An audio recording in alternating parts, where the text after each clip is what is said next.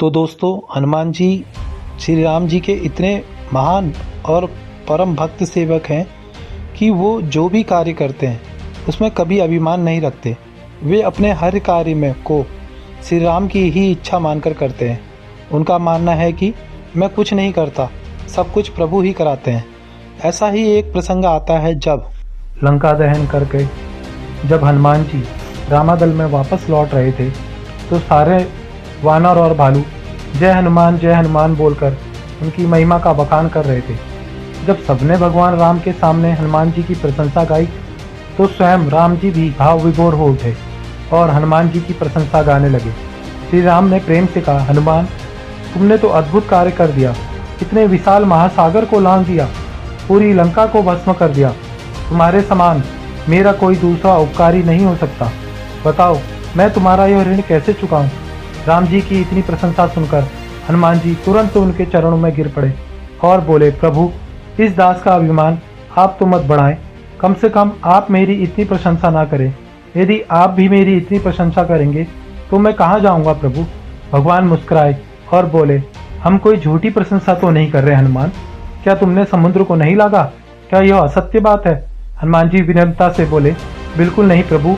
राम जी ने पूछा, समुद्र नहीं लांगे थे तो फिर लंका में कैसे गए?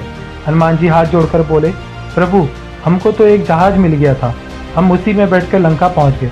इतना सुनकर सारे वानर और भालू चकित रह गए। हमने तो कोई जहाज नहीं देखा। हनुमान जी कौन सी जहाज की बात कर रहे? राम जी भी उत्सुक होकर पूछ बैठे, हनुमान, किस जहाज की बात कर रहे हो? बताओ तो।